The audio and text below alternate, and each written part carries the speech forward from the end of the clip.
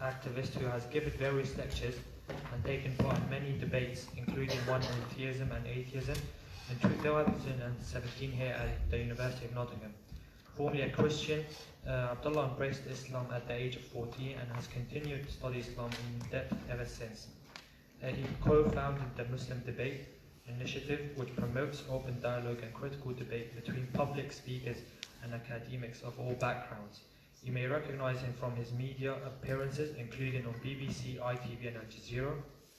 His work also involves promoting Islamic solutions for contemporary problems, which ties into our lecture today, Can Islam Solve 21st Century Problems? We aim for this lecture to last for an hour, and we will follow that by Q&A at 7:30 inshallah. After that we will serve food. We will start by reading some Quran verses inshallah by Brother Tamim.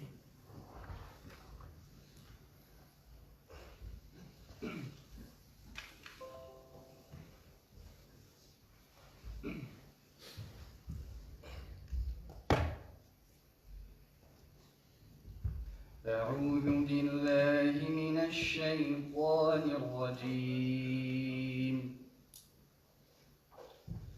بسم الله الرحمن الرحيم.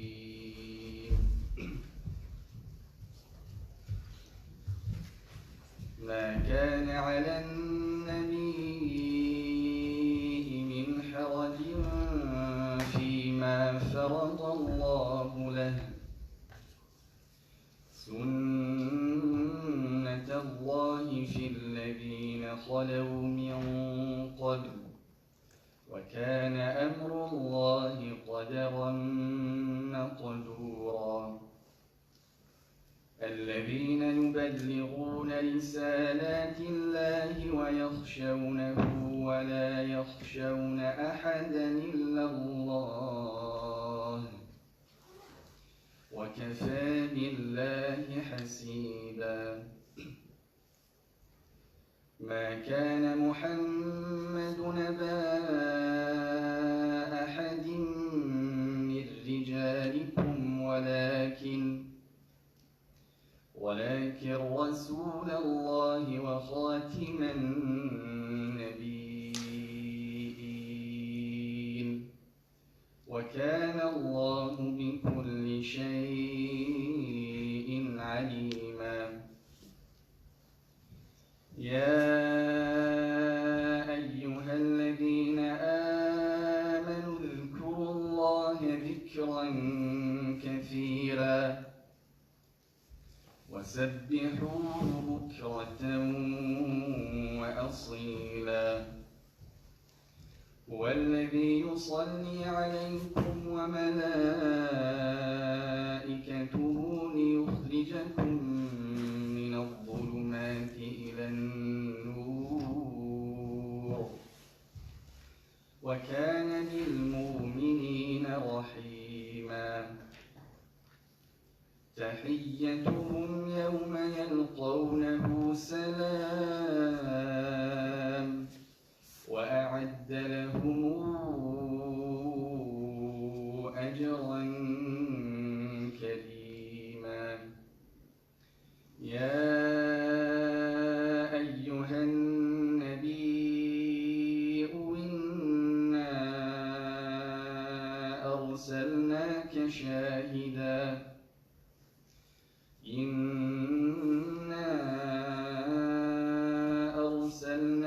شاهدا ومبشرا ونذيرا، وداعيا إلى الله بإذنه وسراجا منيرا. وبشر المؤمنين بأن لهم من الله فضلا كبيرا. ولا تطع الكافرين والمنافقين ودع ذاهم وتوكل على الله، وكفى بالله وكيلا. صدق الله العظيم.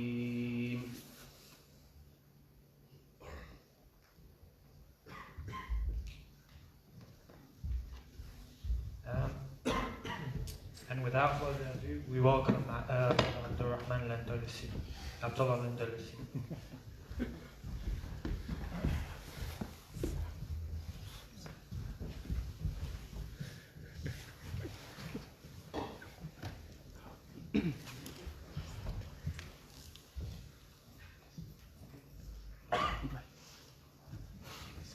So until Abdullah Andalusia gets here, I'm Abdullah. I'll be giving a lecture. So I'll change it when he goes. Bismillahirrahmanirrahim. Alhamdulillahi Rabbil Alameen. I greet you with Islamic greetings of peace. Assalamu alaikum wa rahmatullahi wa barakatuh. I'm no stranger to Nottingham University. It's a pleasure to come back here. Behind.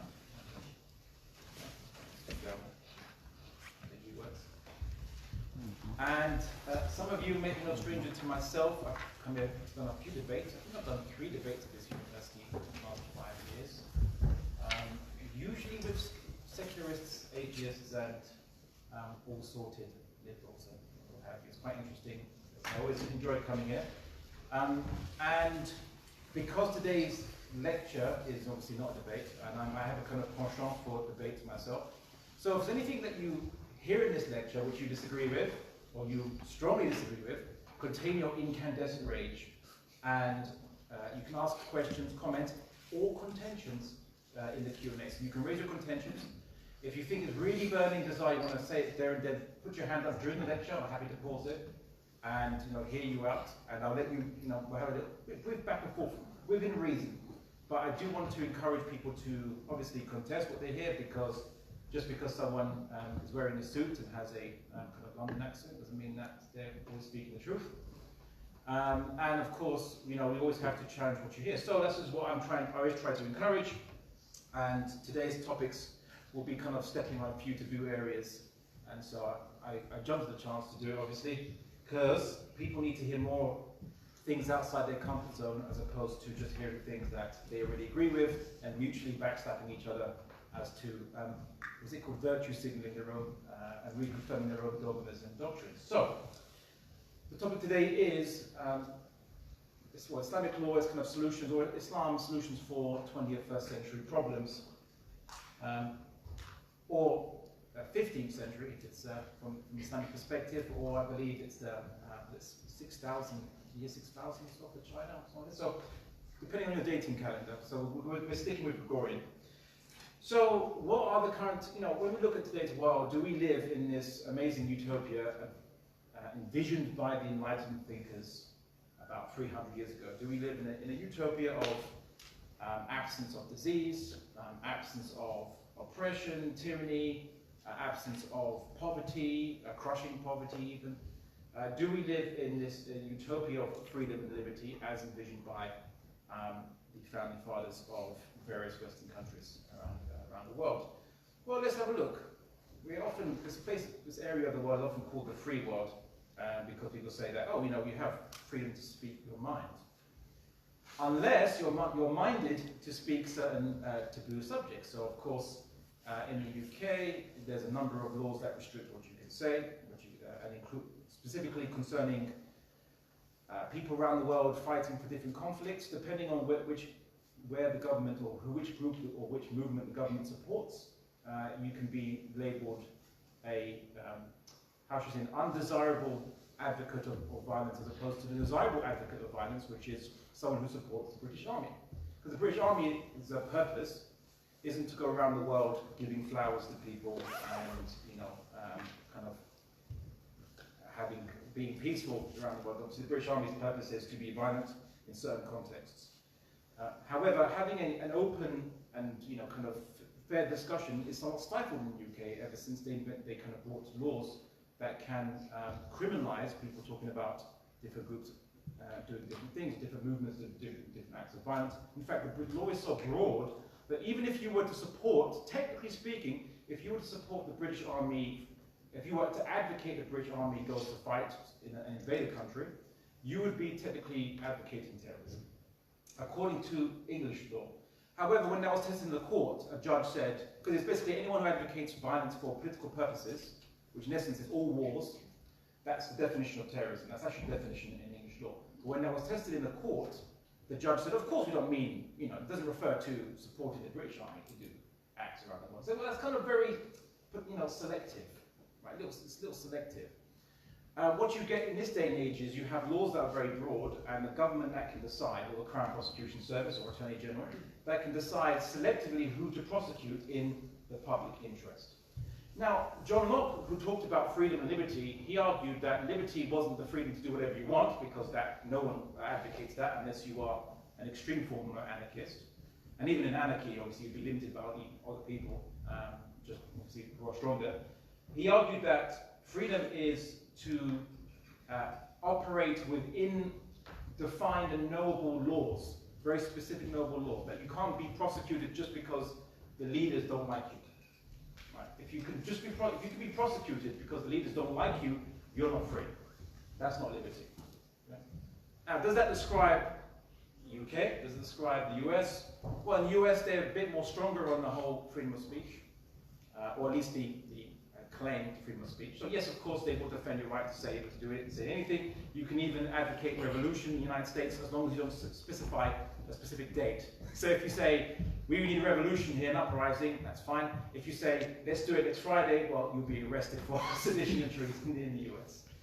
They're a bit more open. However, they can get you in other ways. So for example, there was this very nasty group, and I will give a value judgment there. Nasty group in the sense that what they said was, lacked perhaps wisdom, compassion, what have you. So there was this group, was it Westboro Church, Westboro Baptist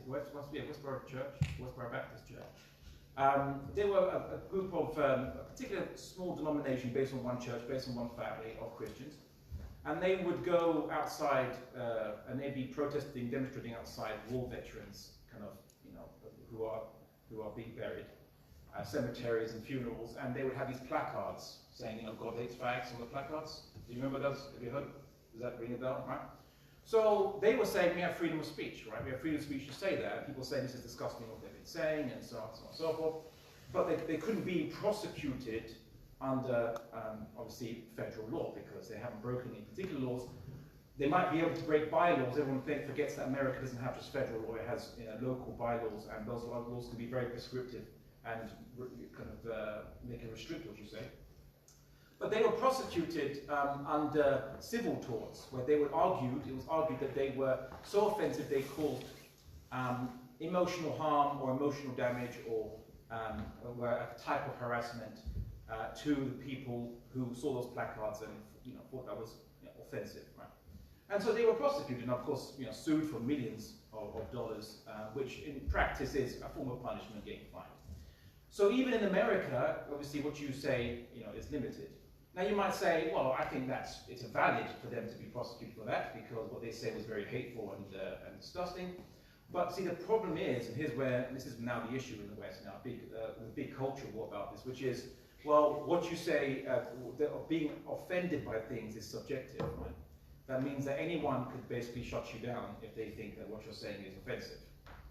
And you might not necessarily just be prosecuted, put in jail, but what usually happens is you lose your job, you get socially ostracized, you get obviously pilloried or even slandered in the newspapers and so on and so forth, which John Stuart Mill argued was a worse punishment than actually the state punishing you.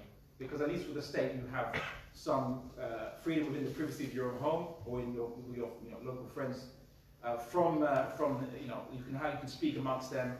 But if the society hates you, then basically there's nowhere you can really run to because no one will do business with you, no one will employ you, you'll be poor and broke and ostracized. Right?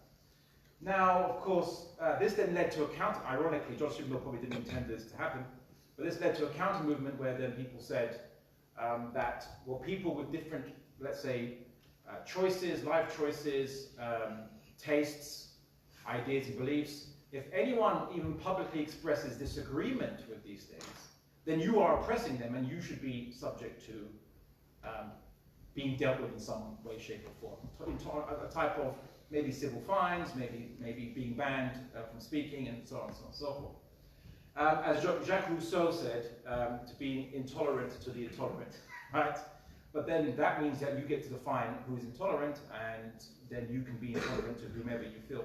And this is a problem the West never resolved, because they never had a set of objective values as to what is good, what is bad. It's everyone defines their own values of good and bad. Everyone defines what they think is true or has a value to it. And you get this kind of confusion. Now that's such that in this day and age, I ask you a very kind of serious question. Do you really feel you have freedom of speech to say whatever you wish? Speak your mind, as it were, without any kind of repercussion, prejudicial to your life, right? No, you don't.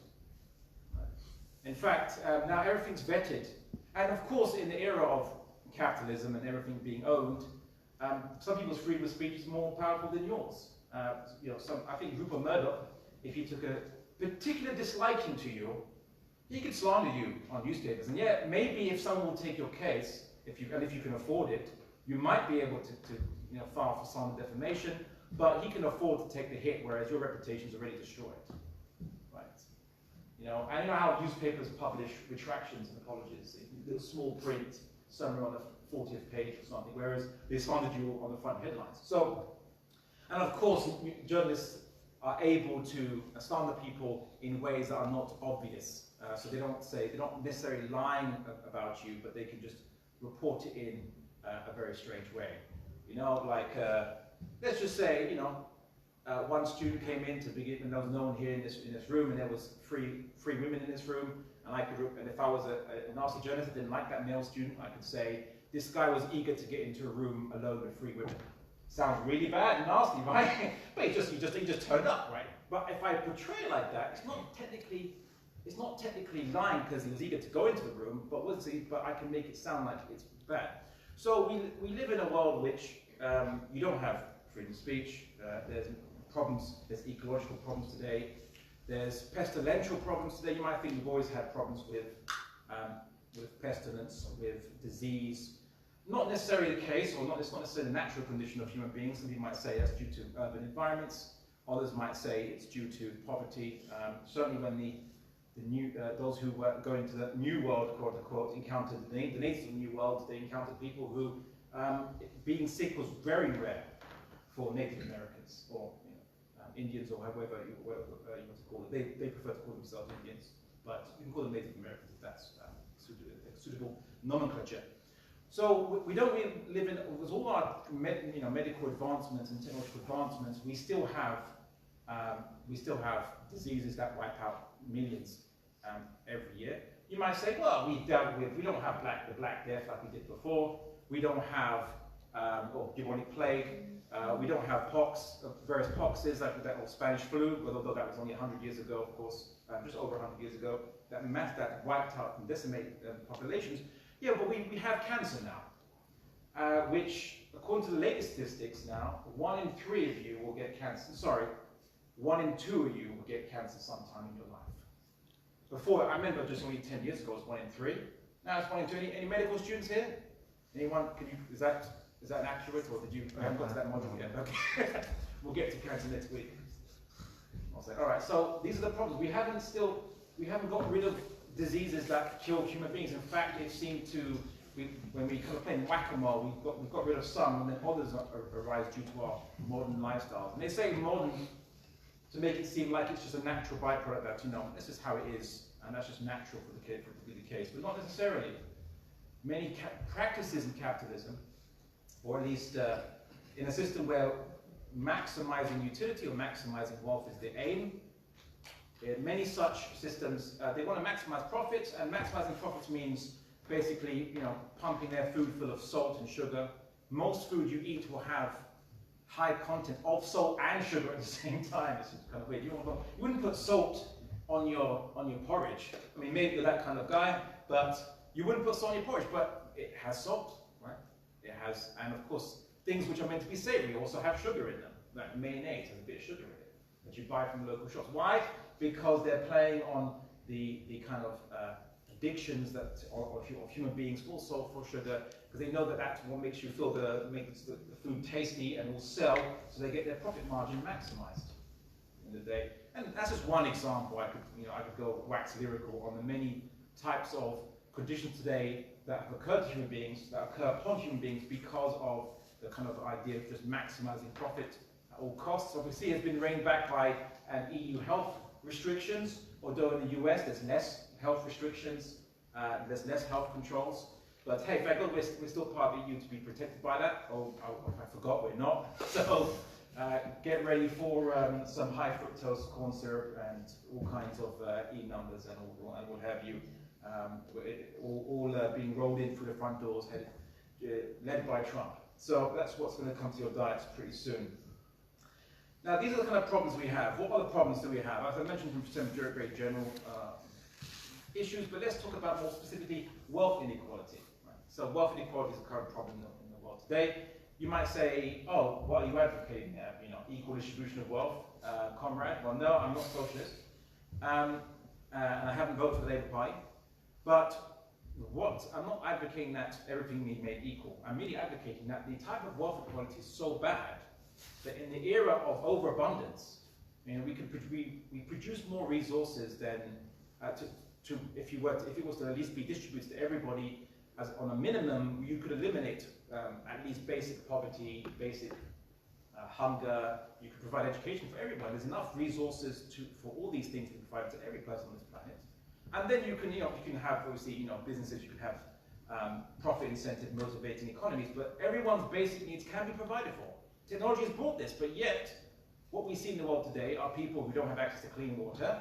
Their ancestors did 300-400 years ago, and many of these quote-unquote third world or developing world, or what are derogatory names they use for these countries, their ancestors seem to be very well fed, very healthy, until colonialism came and introduced a different regime upon these people. Now there's mass poverty, slums, poor hygiene, no access to education. Even the kind of, at least 300-400 years ago, most human beings had traditional education from their parents, from their communities. But when you've now created urbanized environments, urban sprawls, where there's no communities have been broken up, you don't get the kind of inter-community education, help, and so on that you did before. People are uneducated, and they don't even know crafts or trades that their ancestors would at least know. No, I was just, the Portuguese side of my family are actually farmers, and I was very amazed by my grandparents, because when their tools broke down, if they were, like having a spade or having a shovel or an axe, their tools broke down, they would, the metal bit was usually fine, the wooden bit would be broken, and they just carve another wooden handle or implement, or even if the wooden bit was kind of not the wood, so the metal bit where the handle gets inserted into it on an axe head, for example, they get some kind of metal wire and they'd repair it.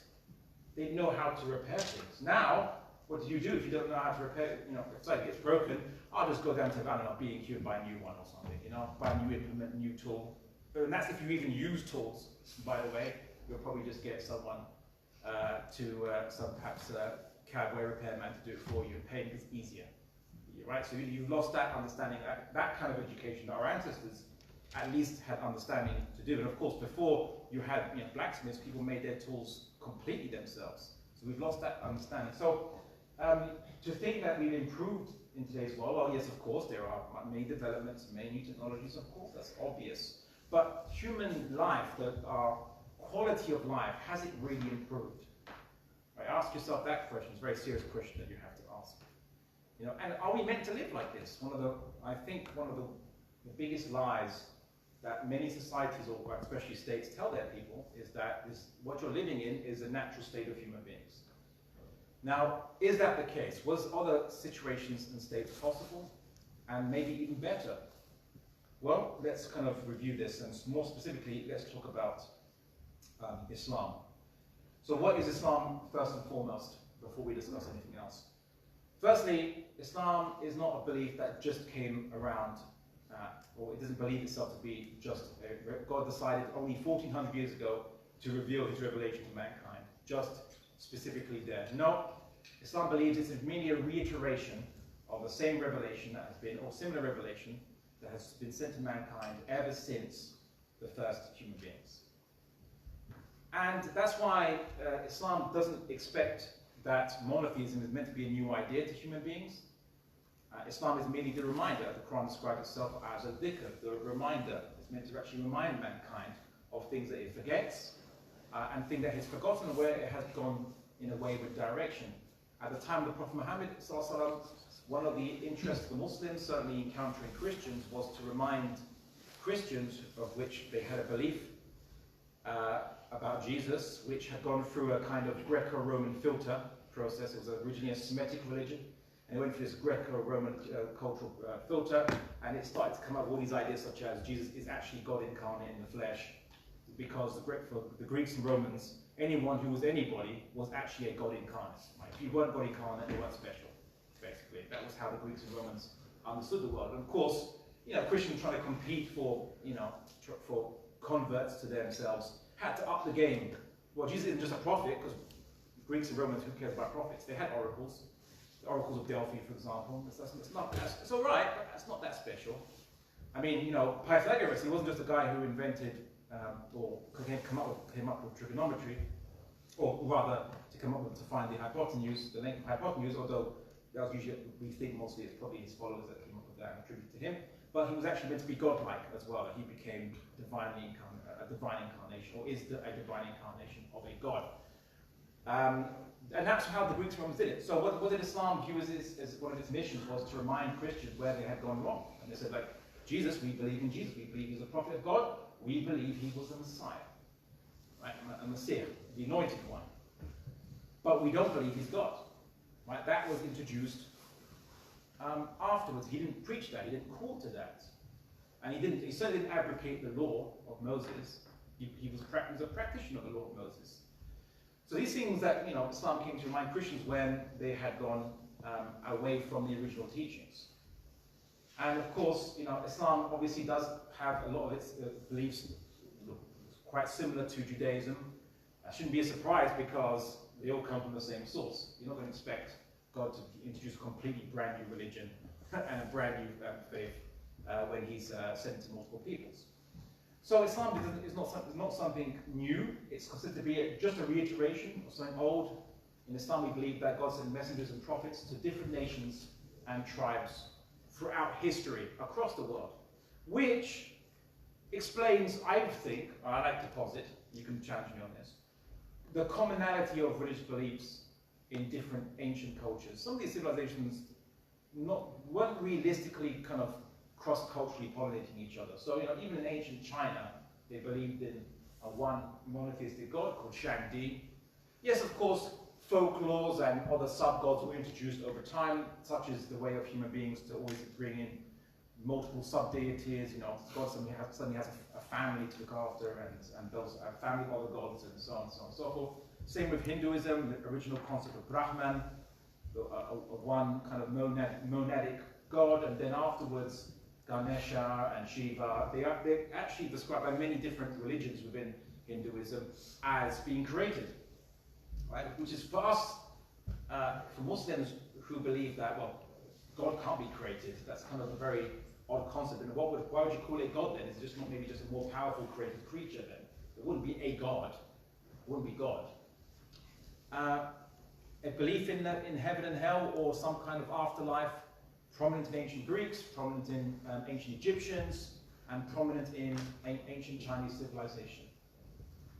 And some people think that, oh no, polytheism came first, then monotheism, and they always point to the ancient Greeks. Oh, ancient Greeks' belief systems, which kind of was kind of condensed by various poets, roughly around the mid-6th century BC, mid-7th century BC.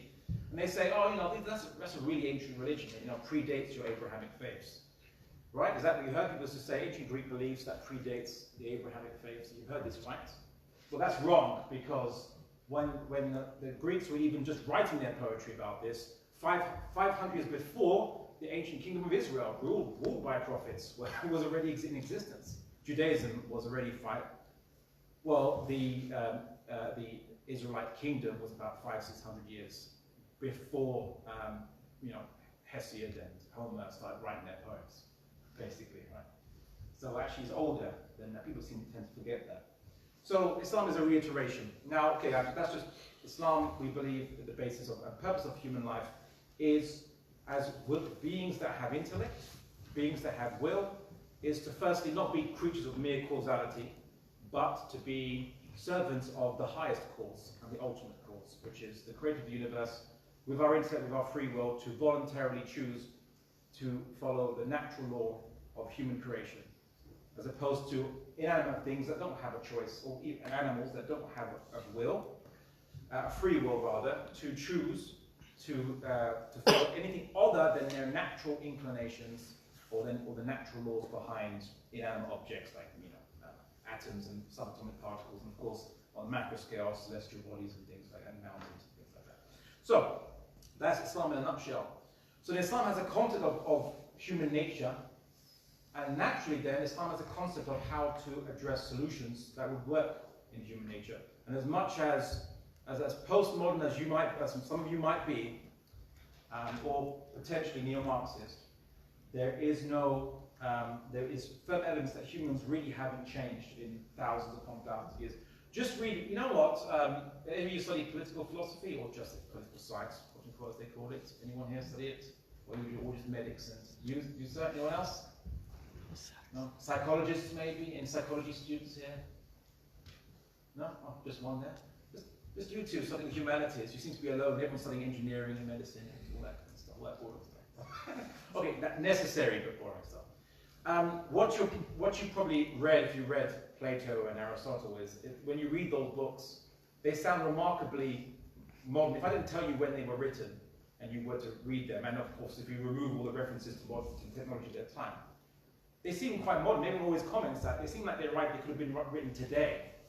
Right, the same thinking process, similar. Maybe they had different assumptions about things, about what was good and bad. Like Aristotle didn't have a problem with slavery. Plato believed in equality, but he thought that women were naturally inferior. He thought about treating them equally. He just thought that they wouldn't achieve much in terms of as physically as a man could. But they had different assumptions of their time. But apart from that, a lot of the way they speak about stuff is like a modern person or a modern Western person would speak about things. So humans, I don't think, have actually changed. Our problems have remained much the same. We can just do things faster and easier. That's basically it. You think our ancestors couldn't send messages? They could. They just took them months, maybe not instant messages. You think that they didn't have cinemas and of course TVs? Well, they didn't. But they had story time, right? They told stories, they wanted to satisfy the need for entertainment. Yes, they didn't have advanced healthcare systems or all the kinds of healthcare systems like the NHS. They didn't have that, but they did have, traditional maybe herbology and some understanding of perhaps some superstitions mixed into it, but it seemed to be effective, at least, even if it's as, what do they say, a placebo effect. In fact, placebo effect, everyone studying medicine here, placebo effect, it's eerily quite effective, right? Placebo actually has a real effect on people. And maybe all these superstitions used by these different people in the past, our ancestors, had the effect because they could hack into the human psyche and induce a physiological effect by what we call placebo. So, who's to say what works? If it works, right, is it bad? That's a different discussion. So my point is that I think my thesis that I would advance today is that humans haven't changed, our nature hasn't changed, our conditions have changed and our values have changed, but humans fundamentally haven't changed.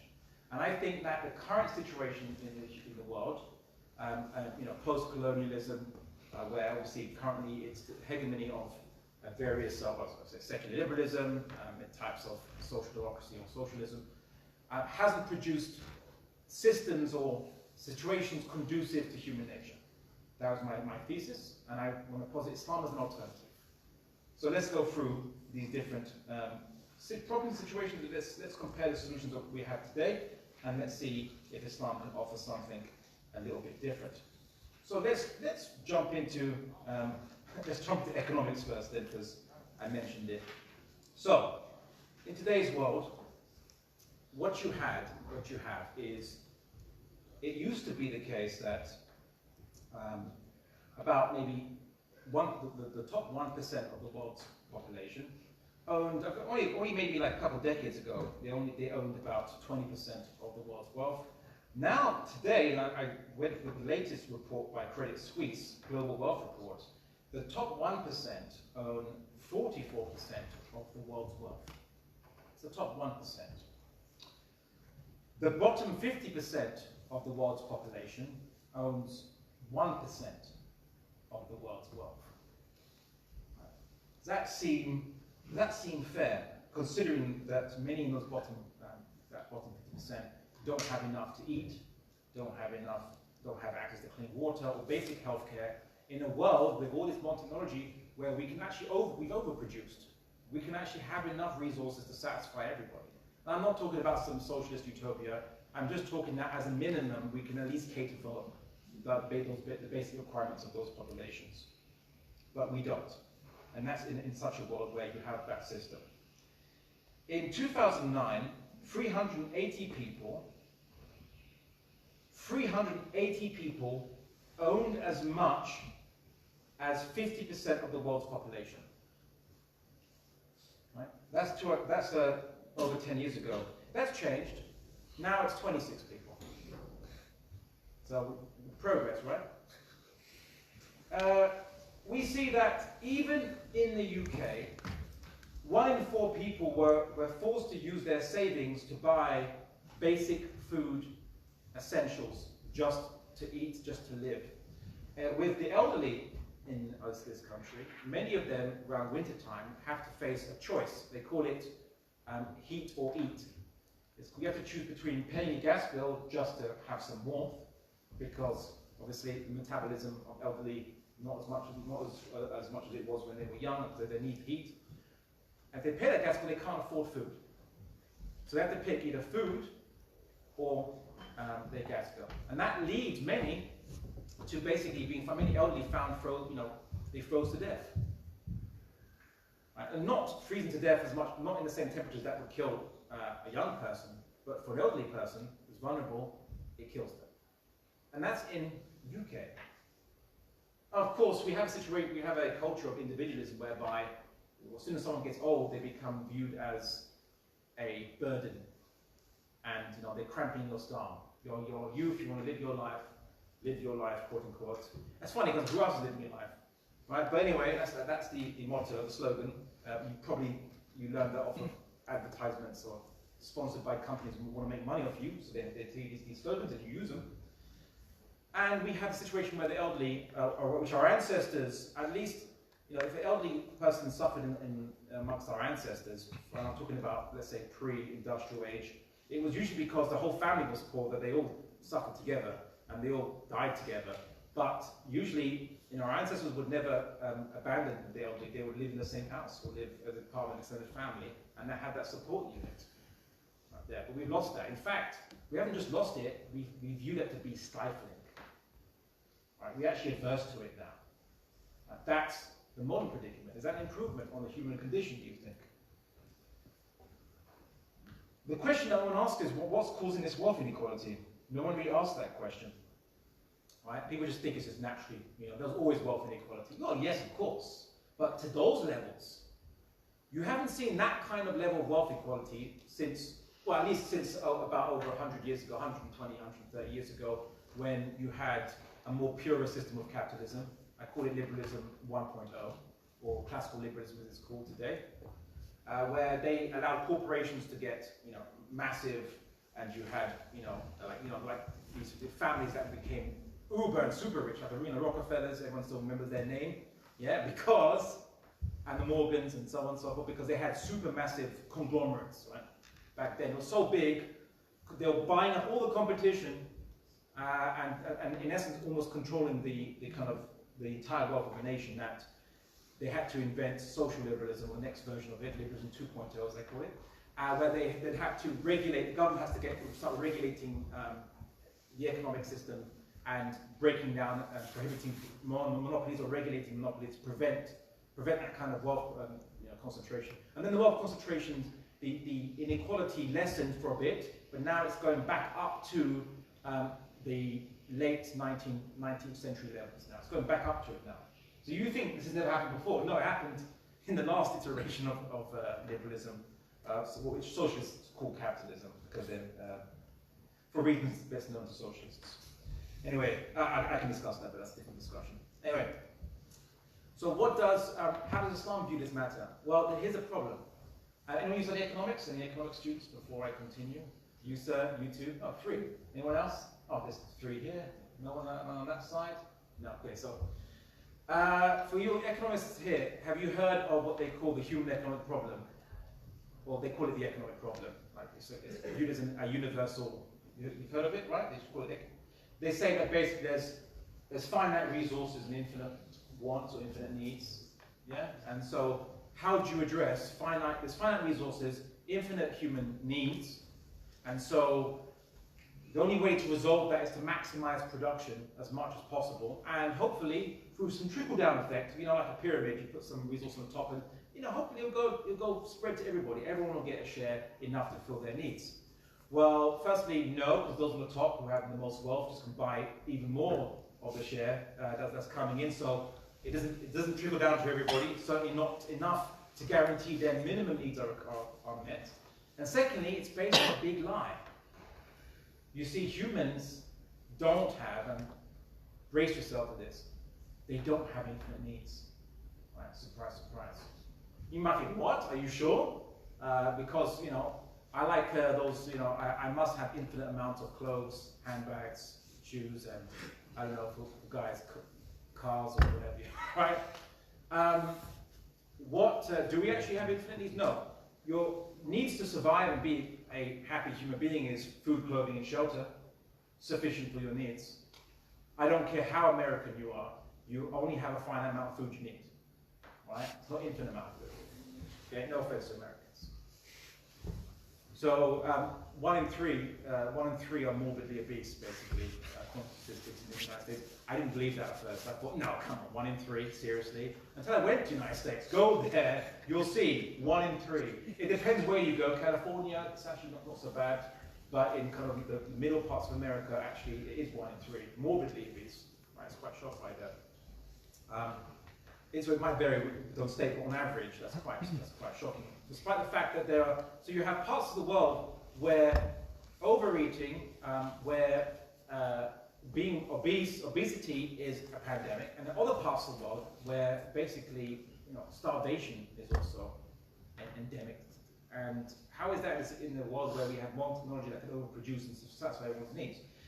What does Islam say about this, right? What does Islam say? Well, the Prophet Muhammad taught, he said, the son of Adam, so it's an Arabic expression meaning all human beings, the son of Adam has no better right than that he have a house wherein he may live, a piece of cloth whereby he may hide his nakedness, and a piece of bread and some water. In one narration, it talks about humans are partners in 3 things, water, and including in that, having access to water and energy. Right? So it says fire, but energy could be the modern understanding of that. So not just relate to fire, which they used to cook things, they used to heat their houses, now today, electricity and so on and so forth. What does Islam say? Islam says that humans' needs are finite. Okay? It's finite.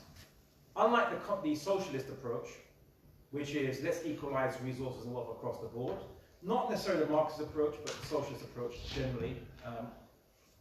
Islam says guarantee everybody's basic needs, and then when it comes to luxuries, everything else is just a luxury, like plasma screen TVs and Ferraris and things like that. Yes, there is luxury. Those things is laissez-faire. Let they call the profit incentive motivate people to get nice things for themselves, but guarantee everyone's needs first. And we have the ability in this day and age to do that. But how does Islam achieve that? Well, a number of methods. One of those methods in Islam people know very well is called zakat, but I'll get to that in a second. What most people don't realize is that Islam, the Prophet Muhammad prohibited the ownership of resources of public benefit. Right? So there was one example where a man came to the Prophet Muhammad and said, there's a land that's not being used, I'd like to take it for agricultural use. So the Prophet Muhammad gave it to the guy. Because in Islam, unused land can be claimed by anybody if it's unused.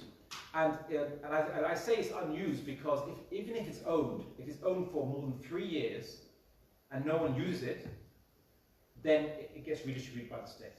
Use it or lose it.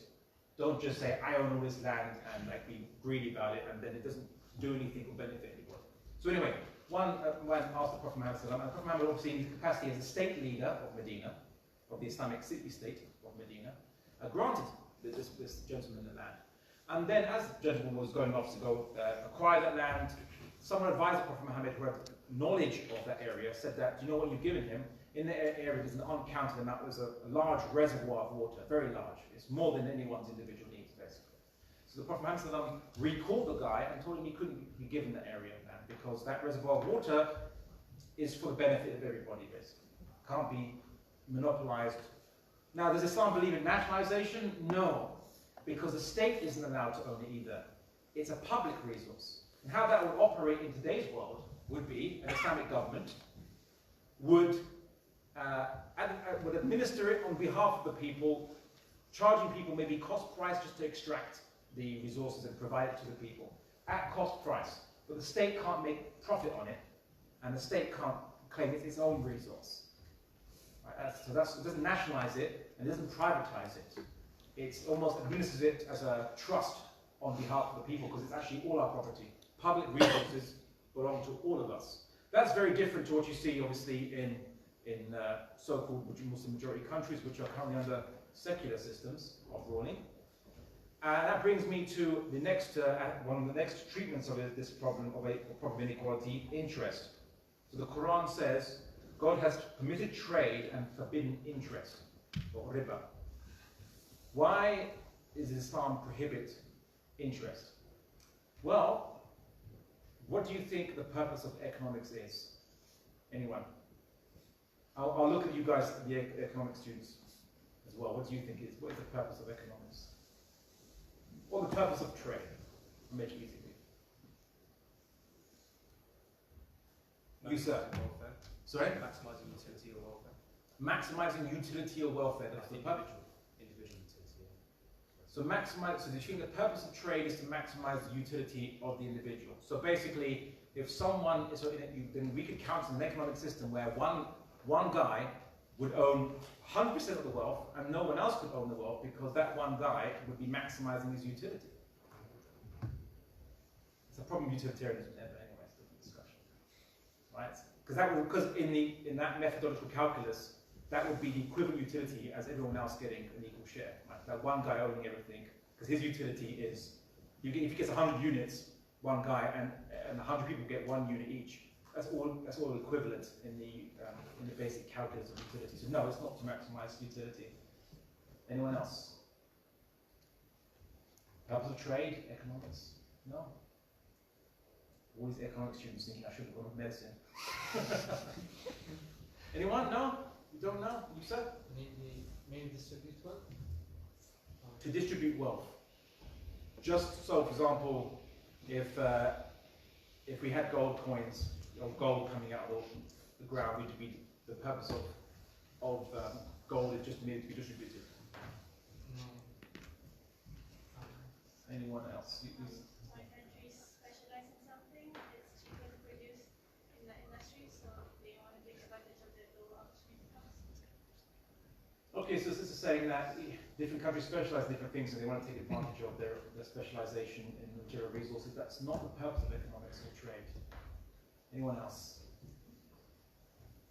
To bridge the gap between the haves and the have-not?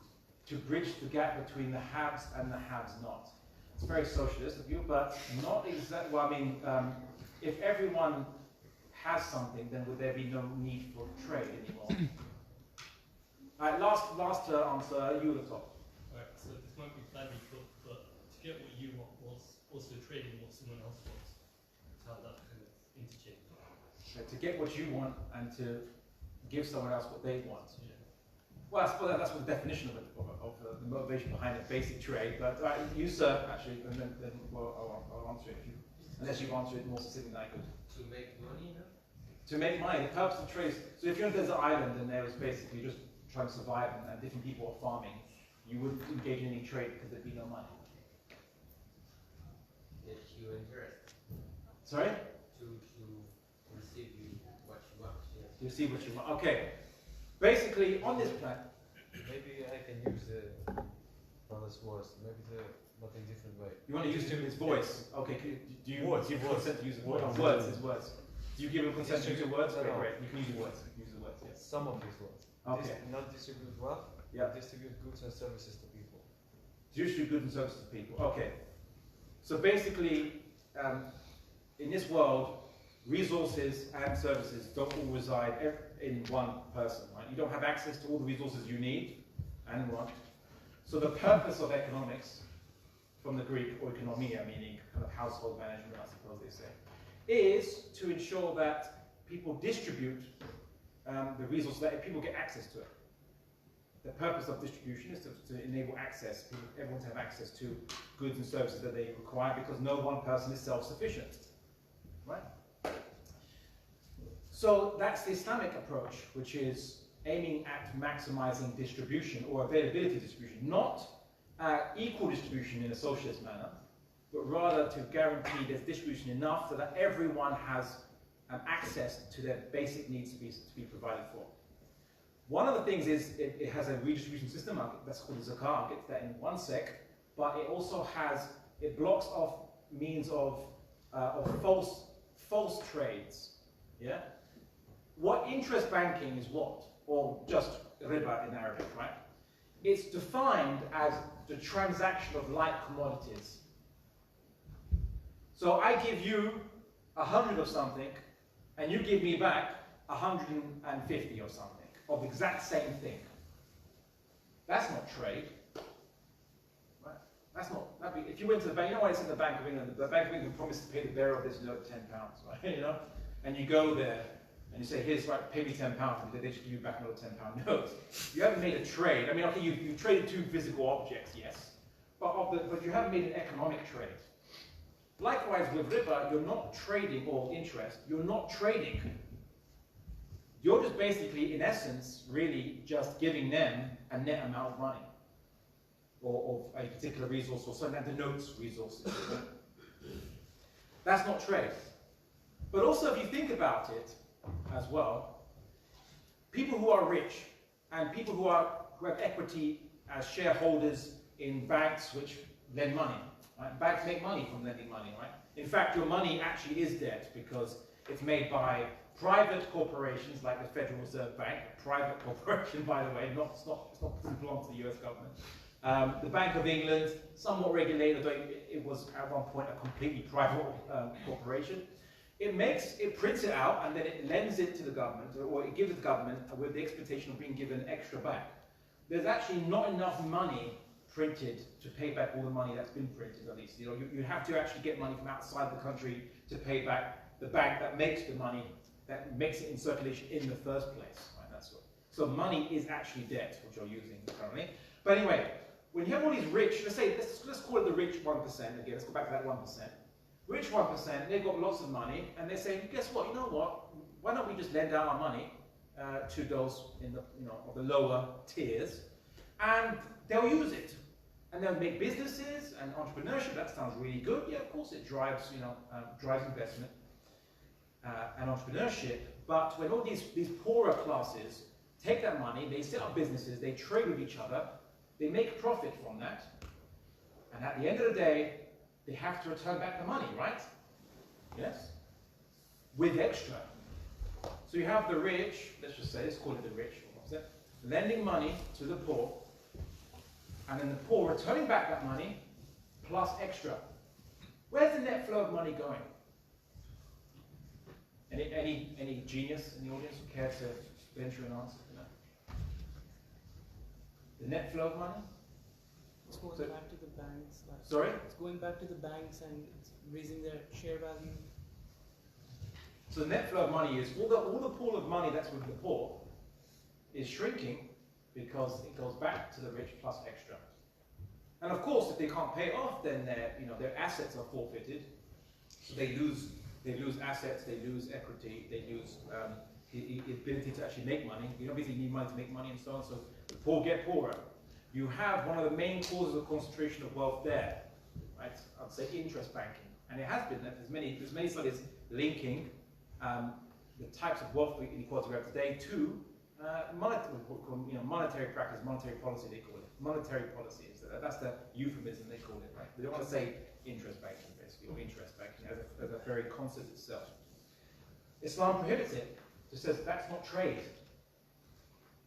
Trade resources and services, don't trade like for like commodities. So Islam has a check on that. People say that we live in a free market. I'll say Islam actually creates the real free market. Why is that? You think, well, I could do interest banking here. Islam, you just said, doesn't allow it. Well, no. You see, in the so-called regulated markets in Keynesian economics, post-Keynesian economic systems, social liberal economic systems, you have regulation. All these regulation of banks, regulation of stockbrokers. So many you need lawyers specialize in it just to understand it. The thousands, if not millions, of clauses and policies that banks have to jump through, and any business that has to jump through because they're being regulated. So yeah, you can be a business operator, but you've got to do this, or not that, and up to this limit, and what have you. In Islam, it's very simple. There is no regulation. There's just what's prohibited, what's allowed, and within what's allowed, you can do whatever you want. No need for regulation. There is no regulations. There's interest is prohibited. Now what you want to do with money, you can spend it, you can invest it, you can lend it out with no interest. If you want to lend it out, as a gift in many Islamic societies, the rich people, when they have lots of money, they don't want to just sit on it. Okay, rich people tend to be philanthropists, right? They actually want to do something good with their money. And for Islamic economic systems, for hundreds of years, many institutions called waqf were set up, called trusts or what have you, were set up by rich people. They built hospitals and they invested in hospitals as trusts. So they did so because they were anticipating that God would reward them for their actions, that they would get rewarded in an afterlife for actually being philanthropists. And even in today's society, you have the rich being philanthropists as well. It's a natural kind of desire amongst rich people. Once you get so much money, you don't have to worry about your next meal. What you do, and you've got a nice lavish house, and you've got nice lavish things. What next with that money? Well, that money can buy you influence, power, or social ranking. That's if you're more materialistically motivated. And if you're not materialistically motivated, or how Islam encouraged, the Prophet Muhammad said that if you lend money to someone twice, the second time it counts as a sadaqah, and that word means, sometimes it's charity, but it means is that it's an act that you get rewarded for as if you had given that money away. So God rewards you for that as if you had given the money away, even though you're going to get the money back. So that means that a rich person, they don't get interest, right, in this world, they get interest in the next, and that is in essence, God's rewards upon them, God's favors upon them. Right? And in the Quran it describes Allah saying He's the one who multiplies in an almost interest-like manner, but because He has an infinite resource, quite literally, which is His beneficence, His mercy. If He wants to, He can exert it to an infinite degree. Right? And the rewards that He bestows on His creation. That motivates. Also, Islam prohibits the hoarding of wealth as well. So the Prophet Muhammad, in the Quran it says, and let those who hoard gold and silver and do not spend them in the way of God know that a severe and painful punishment is awaiting them. Those people, rich misers that want to just, gather up the gold and sit on it like a fantasy dragon almost, right? Just to accrue wealth. They want to accrue wealth and do nothing with it, not spend it in any good cause, not do nothing with it. Well, they're told to fear, because this is basically, they're going to fear their creator, because their creator will punish the miserly person, the person who's selfish, greedy, and doesn't want to spend their wealth in good causes. They can't just hoard wealth. And hoarding is prohibited in Islam. Hoarding for its own sake. Not that I have to save up money to buy a car or buy a house, that's fine, but to hoard stuff for its own sake, for no purpose, and so on, that's prohibited in Islam. Right? Spend it, invest it, lend it out. Do something with it. Right? But don't just sit on it with no intention. Or save it up to buy something or to do something with it, but don't just sit on it just to gather more money for no purpose. And the zakah, the wealth redistribution system that Islam gives. You might think, well, look, we have income tax today. We have progressive income tax, where you have graded you grade people by how much income they get. They can pay up to 40% of their wealth. In some social democracies or socialist countries, you have even up to 60, 70% tax, income tax. Yes, that's quite good. But guess what?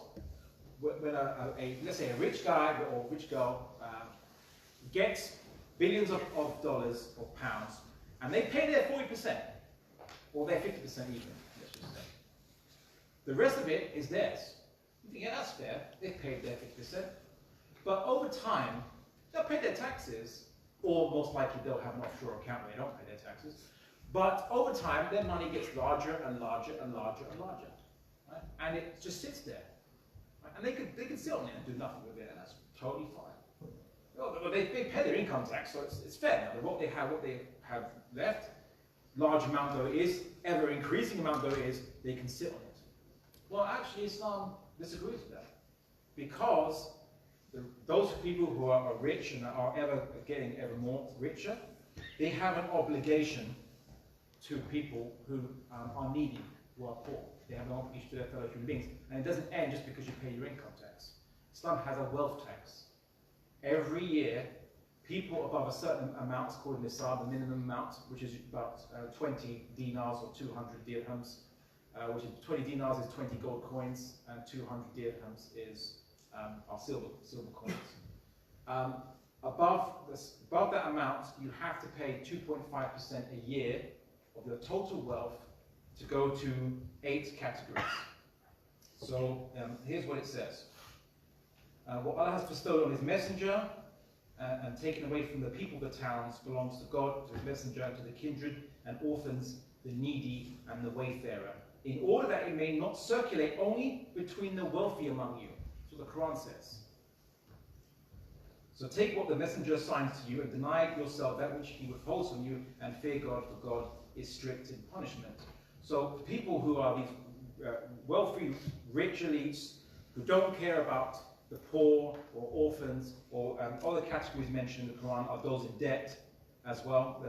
People who are enslaved that need to be liberated by at least paying their price to remove them from that condition. People who need reconciliation there's been wars and problems and you want to create reconciliation. People who can't meet their basic needs. A whole number of these categories. Travelers who've run out of money and can't get back home. All these people, all these categories, there's a responsibility that the rich have to those people. So the Quran is very stern almost to the rich. Right? It says, you've got all this money and wealth that God has given you. You now have a commensurate obligation to those people. So in Islam, 2.5% of the wealth of the top, well, not even top 1%, just basically anyone who has wealth above 200, 20 gold coins or 200 silver coins equivalent, will have to pay 2.5% of their wealth to be redistributed to people who are abject poverty, people who can't meet their basic needs, people who are in debt. Right? Forget bailing out the banks.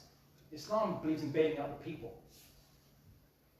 And anyone who's an economist knows that when the people actually have their debts removed, that increases spending and actually is good for the economy, actually kickstarts the economy. You know Iceland, when they had the 2008 recession, Iceland was quite clever. Instead of actually bailing out the banks, which is actually a very non-Adam Smithian thing to do, they should have been allowed to fail, right? To let them fail. It bailed out the people. It just paid off or annulled people's debts, and then the economy almost instantly recovered. Right? It worked in Iceland. It's a very modern solution for which Islam would advocate. Although Islam constantly, every year, bails out the people. Even travelers who don't have enough money to get back home should be given sufficient money to go back home. So those travelers who are in need is one of the 8 categories mentioned in the Quran who are recipients of the zakat, a wealth redistribution tax. Oxfam did a survey and study, and they estimated that if the richest 1%, just the 1%, paid 0.5% of their wealth, just 0.5%, not 2.5%, 0.5%, over 10 years, it would create 117 million jobs and would put 79 million people into education. So imagine the Islamic approach when you multiply that by 5.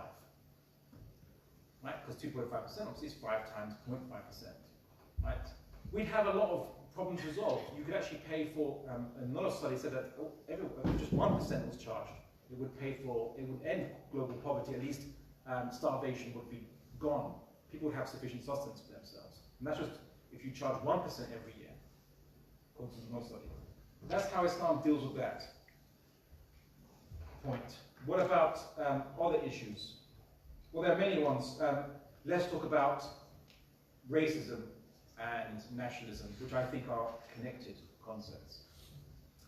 So after the age of empires, as they say, they thought the best way to organize human beings is to define what a nation is as one ethnic group or a linguistic ethnic group or a religio-linguistic ethnic group, depending on where you want to set the borders, and make nations each represent the public will of a particular ethnic group, and let's call it self-determination as a concept. Okay? Oh, it sounds nice, sounds good. No more, Austro-Hungarian Empire, no more Habsburgs, no more British Empire. Well, maybe not. Maybe in some other form. Maybe we can, remove global hegemony and allow people to determine themselves in a state that represents their own nation. What's that got to do with racism? How is that connected? Well, here's the problem. A state represents a nation. What's a nation? A nation is an ethno-linguistic group. Now you might say, well, if you have a passport and you're a citizen of a country and they've made you a citizen of the country, even if it's not your ethnic group, being like you're not part of the ethnic group of that country or the majority ethnic group of that country, you're still a citizen, right?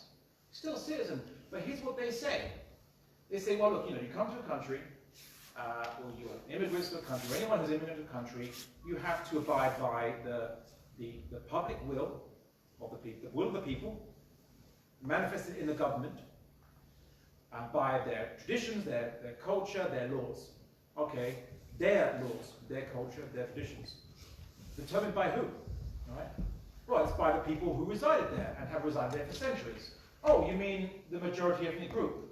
So what you're asking is that anyone from a different ethnic group has to defer to the majority ethnic group who by dint of their descendants, being their descent, have the privilege of getting to determine the culture of that society, its laws, its traditions. So then it's not really representing you, even though you might be a citizen, but it's representing the culture and traditions of a particular ethnic group in that state. What you get in these new nation-state model is a tension between anyone who differs either on religion, on language, or ethnicity. And I could point to any example you wish. It varies depending on which country to which country. One country you'll just get a mutual xenophobic hatred. As I went to Canada, I was told by a European Canadian, I don't want to use the word white Canadian because, how people say, someone's an African American, right? But then when it comes to European American, they just say white or American, right? So I like to be consistent and say, if you're going to say African American, I'm going to say European American, right? Let's be consistent, right? All right. So a European Canadian, he said that I was on the plane with him, and he said he was talking to me, and Trump got mentioned, and he's like, well, actually, I kind of support Trump. And it's like, what? And so I was just tell me why you support Trump. We had a nice conversation, and he was like, oh, I'm so glad I could speak to someone about it because I can't. Even my girlfriend hates me talking about Trump. Right? She hates Trump. So he felt like he could talk to me, and so I'm just listening. Right? It's like, okay, I just want to hear your motivations, your reasons. But so he was a Trump supporter, so you know where he's at. And then he said to me that one of the things that many, let's say, more nationalistic Canadians, European Canadians, or Anglo-Canadians, what they actually hate more than immigrants is French-speaking Canadians, right? They actually hate the French-speaking Canadian more than they would an immigrant who doesn't even speak English yet, who's just learning it. They hate the French Canadian, and apparently that hate is mutual. Now, it's anecdotal evidence. Maybe people say, no, I'm a Canadian, and we have no problem. But there are tensions there. There are calls for separatism, there are calls for autonomy, there's calls for complete independence. That creates basic tension. Same in Belgium as well, tension between the French speakers and the Dutch speakers. It's just a tension. In the UK, when we have multiple nations, it's not actually a nation state, the UK, it's a state based on multiple nations. The Scots, at least almost just under 50% of them wanted to be independent from, from the UK. Just under 50%. Not enough to win that referendum, but it doesn't seem to be that they feel like they're part of, that the UK necessarily represents their nation, right? It represents the majority group, mostly the English nations, or Anglo-Saxons, and so on. Different from, I want to say natives because I don't want to offend any Welsh people here. So these are the natives of the British Isle, the Welsh, the early Brythonic peoples. Fun fact for your pub quizzes or your, I don't know, cafe quizzes for Muslims, right? Is the word Wales is a Saxon word to mean foreigner. Because that's when they not only took over the country, but they called Welsh people, the indigenous inhabitants, foreigners. So that's something for you there. Anyway, what you see, actually another anecdote, an individual, a friend I knew, English guy, goes to Wales, starts going to a pub, speaks English, and everyone starts giving him, called the evil eye, looking in a bad way. He's not very welcome, because they thought, well, we don't want these English speakers here, not speaking Welsh and not respecting our country and our values and our traditions. Now, that's just minor tensions, right? These are just more the kind of almost funny anecdote kind of tensions. We could easily go to places like Kenya, Ethiopia, and of course, India, to see where these tensions become genocidal, right? Of course, these tensions are actually against immigrants, has been in Europe for many, many decades, and it's not the first time. Currently now in Europe, you have these far-right populist groups who are really nationalistic, and they say that our nation's values will be undermined by immigrants because the immigrants dare to believe they're equal citizens who get to define the culture or contribute to it as much as anyone else can, because they're not part of the indigenous population, quote unquote, which is a natural outgrowth of nationalism, to be honest. There's no escaping that. And we call this racism, but racism is merely the word we use to describe the privilege of inheritance in nation states. That's what you call racism. And there's no escaping it. I saw there was was it some kind of a store downstairs for like supporting Zionism or something like this? And I was once asked on a TV program about the topic of Zionism and nation states. So that do you believe in a nation state, that Jews have a right to a nation state that represents them, like anyone else has a right to a nation state that represents themselves? And I simply responded, I don't believe in nation states. Right? I believe that everyone's equal. If you have a government that administers your needs fairly and securely, you can manifest your culture yourself. Why do you need a nation state? And I say this to anyone. I say it to Saudis, I'll say it to Egyptians, I'll say it to Brazilians. Why nation state model? Why do you need it? Right? Did you know our ancestors never needed a nation state, even though they had states? It was common for ethnic groups to live side by side, not a problem. Yeah, ruled by a dynasty or a collection or a council of some kind, but it was never an idea that the state exists to manifest the national will of our ethnic group, which is the nation state model. And that's why you're always going to have ethnic tensions. And in India, it's not even ethnic. It's just a concept of what is indigenous. They say, oh, Hinduism is indigenous religion. It's not. It's multiple religions. It's just a British imperial name for the non-Christian, non-Muslims of the Indian subcontinent. Right? Technically, in Arabic, Hind means anyone from that area of the world, and anyone who is actually from the area in the world would be technically Hindi in the Arabic. Right? So, and that was what people were called back then. But when the British came, they said, right, okay, well, we know these Muslims. We know that Muslim is not an indigenous religion to this area. So anyone else that's not Muslim and is not becoming Christian at our own advocacy, we'll just call you guys Hindus. Right? Everyone else, Muslims, you're separate. Right? But what they lumped together was basically multiple religions and belief systems, very and contradictory to each other. And they just called it all Hinduism. It's not one religion. It's just a name for a number of religions which were indigenous, quote unquote, or what the British found and they didn't recognize anywhere else, in essence. That's what the word Hinduism means.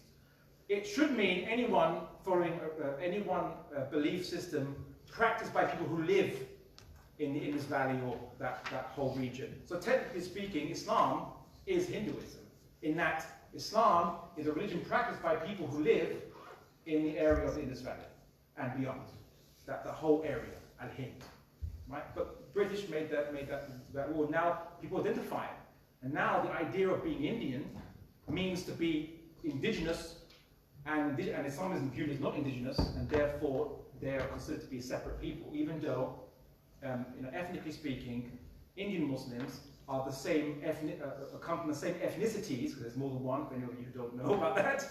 In India, you think it's all one ethnic group. No, it's not. They come from the same ethnicities as Hindu Indians. Right? They're not different ethnic groups, speak the same language. But just for want of that religion, which is not included in the Hindu category of acceptable religions, or religions to be classified as Hinduism from the British Empire, imperial times, they get discriminated against. And it's not just obviously Muslims, it's Christians as well, who converted to Christianity since the time of colonialism, and other religions that are viewed to be Sikhs as well. There was we talked about the kind of massacres that happen now in Delhi. In 1984, there was a Sikh genocide that was happening in Delhi as well.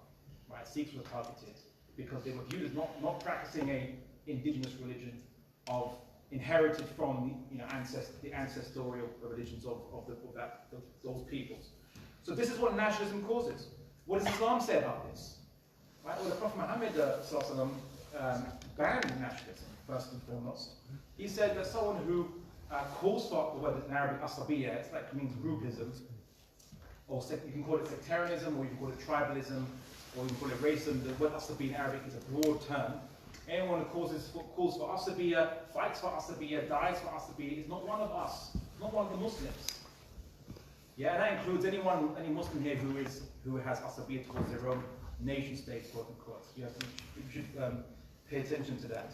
Also, in the Quran it said that God created you from nations and tribes that you may recognize each other. Right? The corollary of that is not that you may fight each other or split with each other or have pride against each other. Right? People say, well, can't I be proud of my own ethnic group or nation? Well, why? You didn't choose it. But did you earn it? Did you pass a test, an exam to get that? Why are you proud of it? It's like me saying, I'm proud I have 2 eyes. And well, how does it make anyone who might have 1 eye feel? The jar might be very offended by that. Right? So in joke amongst Muslims. Right? Would you say you're proud of your skin color? Right? You see how it sounds? It sounds exactly how it sounds when you say about any other quality that you didn't choose or you were born into. For the same reason. The Prophet Muhammad also said, because he obviously is Arab, he's from a nation of Arabs, he said in his farewell sermon that no Arab is superior to a non-Arab, nor a non-Arab superior to an Arab, and except in taqwa. Taqwa, the Arabic word, means God consciousness or piety or righteousness. People, you can choose your ranking with God by how you choose to be righteous or not. That's your choice. Right?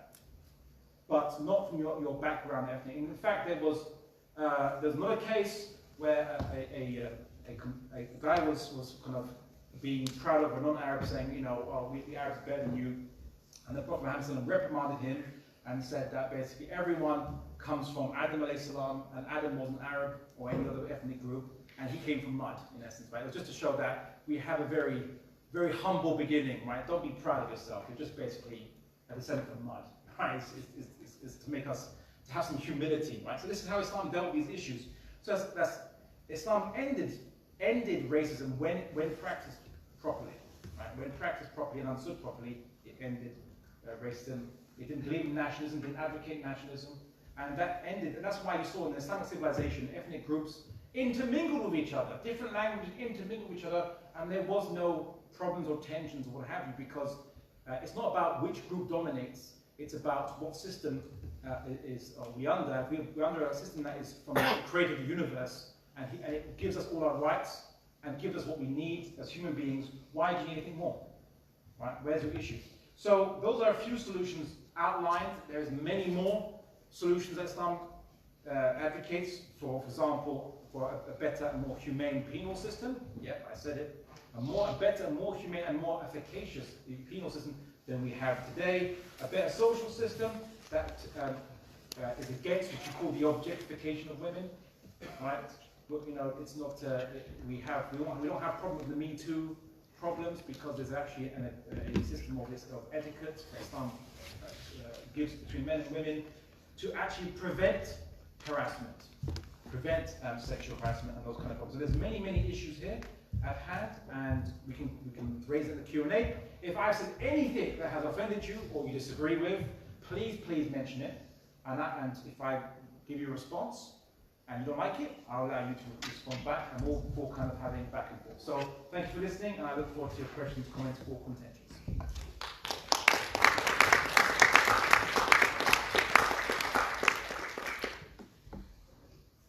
So, who would like to go first?